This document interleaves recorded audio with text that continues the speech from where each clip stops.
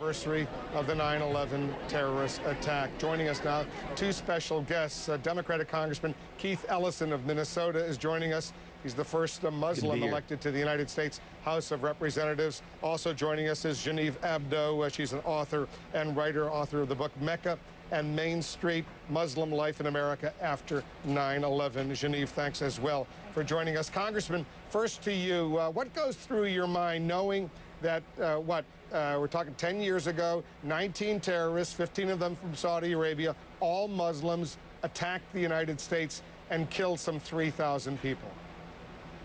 Well, what's going through my mind today, as it was 10 years ago, is an overwhelming feeling of solidarity with my fellow Americans. Overwhelming sorrow for the people who we lost, but then a great deal of pride for the people who ran into that burning building and tried to save fellow Americans. And the people who tried to rescue fellow Americans were Muslim, they were Christian, they were Jewish, they were Baha'i, they were people of no faith, they were people of all faiths. And they didn't care who was in that building. If they could save them, they did. And so that's what I'm feeling today. I mean, yes, of course, we could talk about, civil rights, profiling, and these things are important to discuss.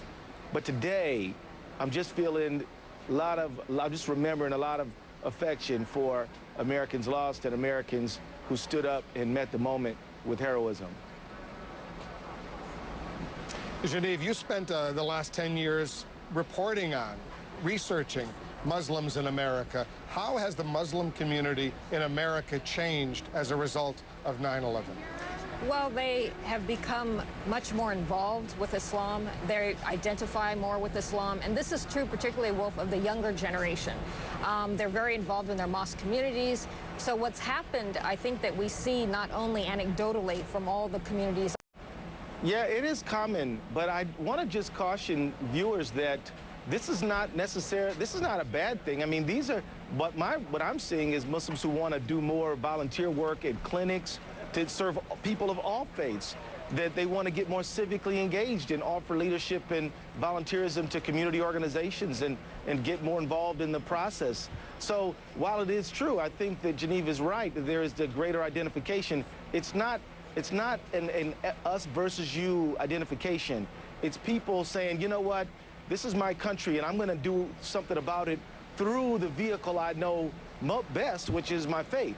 But this is not necessarily a thing that anyone should be worried about. In fact, the people who commit acts of terrorism generally do these things for political grievances, and the people who reject them because religiously it's an immoral, wrong thing to do. Let me bring you back into the conversation. You agree with the congressman? Yes, I didn't hear all of what he was saying, actually, but I think that the Muslim community is much more cohesive now than they were before. I think that their leadership, for example, like Congressman Ellison, their leadership has become much more involved.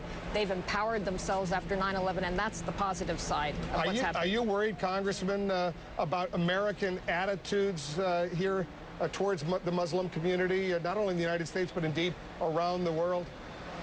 Yeah, Wolf, I'm worried, but I'm not overly distressed. And the reason why is that the people who are driving Islamophobia are a fairly small group of people who spend night and day trying to whip up anti-Muslim hatred.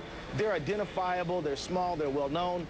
And my experience is that even if Americans who are of other faiths, may have a not positive attitude toward Muslims, when they meet people of the Muslim faith and they see that people are just like them, generous, loving people, good neighbors, good co-workers, then a lot of that fear dissipates and goes away.